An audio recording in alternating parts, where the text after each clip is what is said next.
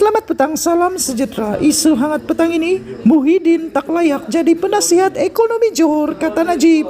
Berita sepenuhnya, bekas Perdana Menteri Najib Razak menyifatkan penggantinya Muhyiddin Yassin sebagai gagal dan tidak layak menjadi penasihat ekonomi Johor. Najib memberitahu pemberita bahawa tanggapan itu berdasarkan rekod prestasi Muhyiddin sebagai Perdana Menteri, terutamanya pengendalian wabak COVID-19 dan krisis ekonomi. Ramai orang, bukan saya sahaja, telah mengatakan bahawa beliau telah mengetuai kerajaan yang gagal menangani pandemik COVID-19 dan juga isu ekonomi semasa beliau menjadi Perdana Menteri. Selepas itu, beliau tidak dapat terus menjadi Perdana Menteri. Apakah yang beliau bawa daripada pencapaian lepas yang akan menjadikan beliau penasihat ekonomi yang meyakinkan untuk Johor? Siapa yang boleh membantu pembangunan Johor, kata Najib. Banyak orang kata, bukan saya saja, kalau dia mengepalai kerajaan, gagal menangani COVID dan masalah ekonomi, katanya. Selepas itu dia tidak dapat meneruskan sebagai Perdana Menteri. Maknanya, apa sokongan yang boleh dibawa dari segi pencapaiannya yang boleh meyakinkan bahawa sebagai penasihat ekonomi Johor, negeri Johor, dia boleh membantu pembangunan negeri Johor. Itu yang dipersoalkan oleh banyak pihak, kata Najib yang merupakan pengerusi lembaga penasihat BN semasa sidang media di kompleks Seri Berkembar Bukit Kepang hari ini. Najib berkata demikian sebagai respon kepada Muhyiddin yang menawarkan khidmatnya sebagai penasihat ekonomi kerajaan negeri sekiranya Perikatan Nasional memenangi PRN Johor. Muhyiddin sebelum ini berkata dia berhasrat membantu ekonomi negeri yang terjejas akibat wabak COVID-19 dengan mewujudkan lebih banyak peluang pekerjaan dan menyediakan latihan kemahiran. Sekian isu hangat petang ini. Jangan lupa tinggalkan komen Anda, sila tekan butang subscribe dan kita jumpa lagi. Bye-bye. Buang begitu saja, bahkan sebagai pampasan kerana telah menyerahkan tubuh badan secara percuma bak pasangan suami istri sepanjang hubungan terjalin. Tetapi di negara kita, jarang-jarang ada yang berani membuat tuntutan berjuta, apalagi dengan membuat ugutan terhadap salah laku pasangan yang diketahuinya jika permintaan tidak dipenuhi. Yang biasa kita dengar, ramai yang sekadar beralah, berlalu pergi dan menyimpan sendiri kekecewaan dengan lama serta menganggap sudah takdir Tuhan begitu jadinya. Selebihnya, mungkinlah ada yang sekadar diberikan sedikit uang, sebuah kereta terpakai, serta barang-barang keperluan lain untuk menjalani kehidupan seterusnya. Amat jarang kedengaran ada yang berani menuntut diberikan rumah, hartanah mewah, atau uang dengan jumlah berjuta. Sebab itu, bila ada wanita Melayu didedahkan, sudah berani menuntut sebuah kediaman berharga Rm41 juta di London untuk rampasan-pempasan hubungan yang diputuskan, sambil menggunakan ugutan mendedahkan salah laku pasangannya sebagai senjata untuk memenuhi kehendak di hati, ini benar-benar suatu kemajuan, malah kehebatan yang luar biasa.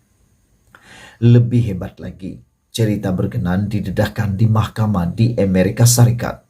Dan tentu saja berita itu menjadi bualan ramai semua bangsa di seluruh dunia.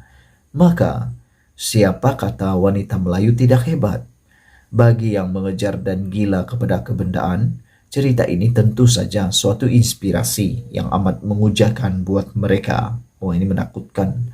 Selepas ini, mungkin lebih ramai yang tidak takut lagi untuk menjalin hubungan dengan sesiapa saja, bahkan tidak teragak-agak membuat tuntutan pampasan serta ugutan jika hubungan diputuskan untuk menjadi penawar kepada kekecewaan gagal menaiki pelamin. Kalau putus cinta dan ditinggalkan tetapi akhirnya dapat habuan sebuah kediaman semewah Rm41 juta atau setara dengannya, barangkali rasa kecewa dan pedih hati yang dirasa tidak akan lebih setengah jam mendekam dalam jiwa. Setengah jam selepas itu, pasti girang gembira dan cerialah kehidupan, kembali kehidupan seolah-olah di alam kayangan. Inilah cerita motivasi sebenarnya.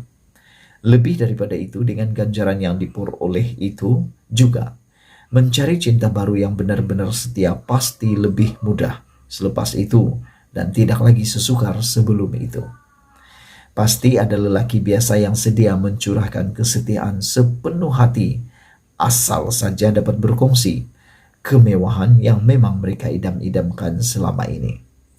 Atau kalau susah-susah, wanita berkenan boleh saja enjoy seorang diri, menikmati kehidupan dan kemewahan sehingga ke hari mati.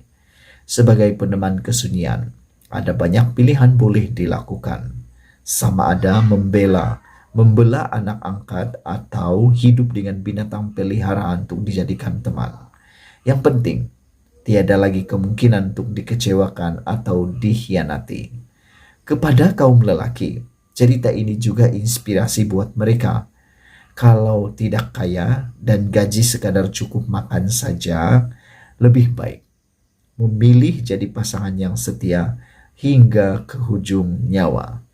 Ditulis oleh Sabudin Husin 5 Februari 2022, dipetik daripada sabudin.com. Semua ini sebenarnya berkisar pada cerita pendedahan Tim Leissner di Mahkamah Amerika Serikat. Apabila beliau mendedahkan, beliau diugut oleh pasangan sulitnya, yaitu warga Malaysia berbangsa Melayu. Bekas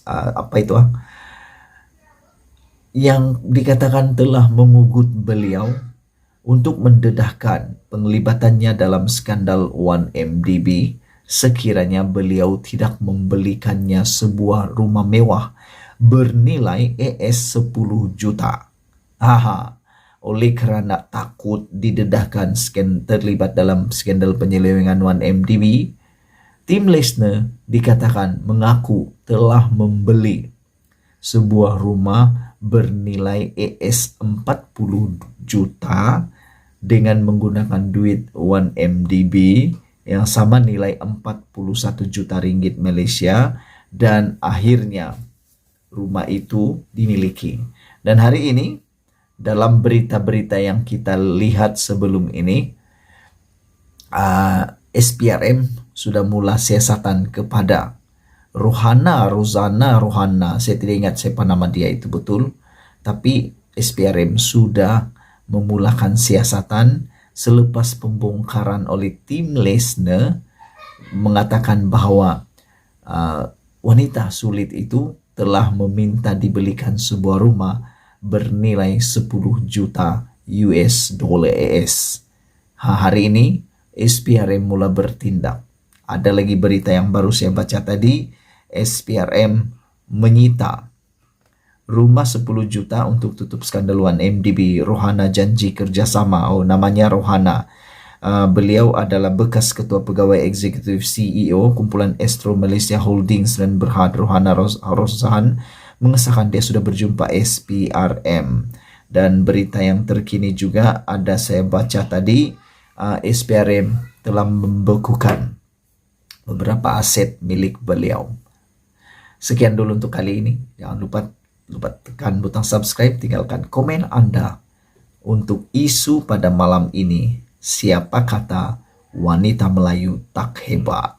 Kita jumpa lagi. Bye-bye.